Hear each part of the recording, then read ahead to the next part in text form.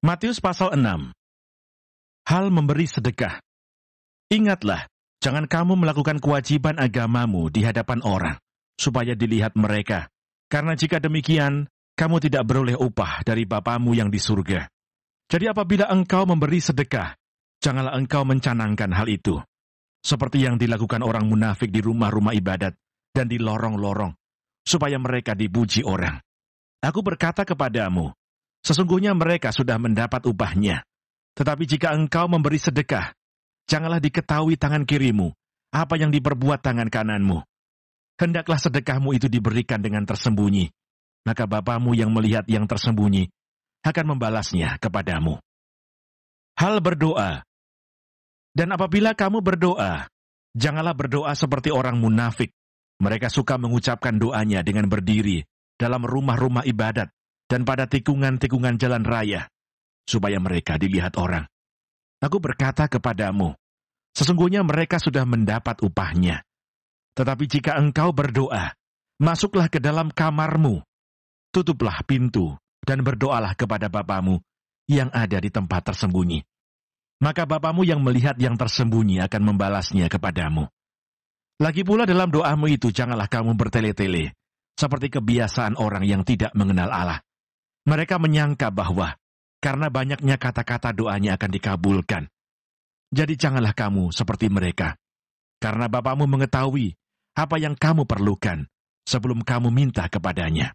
Karena itu berdoalah demikian, Bapa kami yang di surga, dikuduskanlah namamu, datanglah kerajaanmu, jadilah kehendakmu, di bumi seperti di surga. Berikanlah kami pada hari ini makanan kami yang secukupnya, dan ampunilah kami akan kesalahan kami, seperti kami juga mengampuni orang yang bersalah kepada kami. Dan janganlah membawa kami ke dalam pencobaan, tetapi lepaskanlah kami daripada yang jahat. Karena engkaulah yang empunya kerajaan, dan kuasa, dan kemuliaan, sampai selama-lamanya. Amin. Karena jikalau kamu mengampuni kesalahan orang, Bapamu yang di surga akan mengampuni kamu juga. Tetapi jikalau kamu tidak mengampuni orang, Bapamu juga tidak akan mengampuni kesalahanmu. Hal berpuasa. Dan apabila kamu berpuasa, janganlah muram mukamu seperti orang munafik. Mereka mengubah air mukanya, supaya orang melihat bahwa mereka sedang berpuasa. Aku berkata kepadamu, sesungguhnya mereka sudah mendapat upahnya. Tetapi apabila engkau berpuasa, minyakilah kepalamu dan cucilah mukamu, supaya jangan dilihat oleh orang bahwa engkau sedang berpuasa, melainkan hanya oleh Bapamu yang ada di tempat tersembunyi.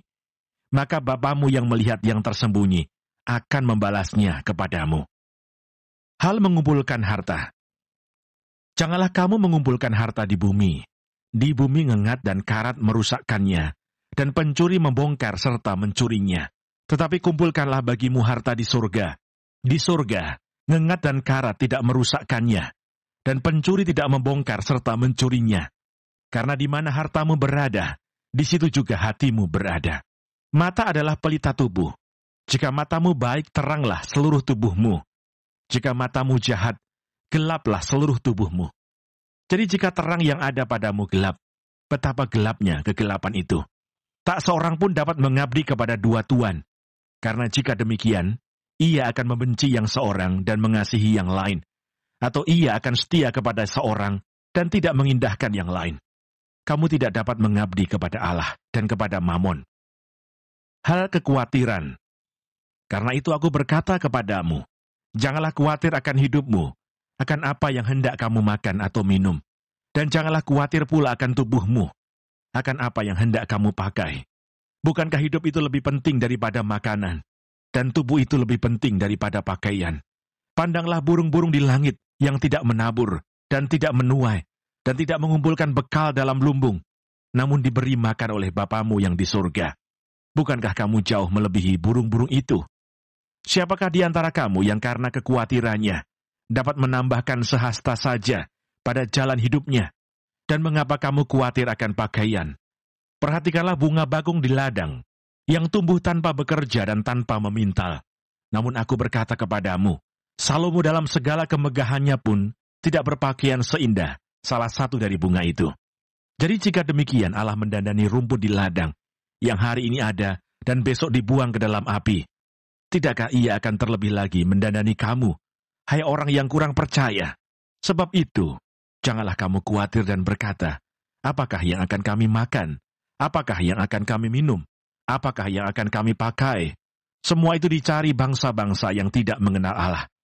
Akan tetapi Bapamu yang di sorga tahu bahwa kamu memerlukan semuanya itu. Tetapi carilah dahulu kerajaan Allah dan kebenarannya, maka semuanya itu akan ditambahkan kepadamu.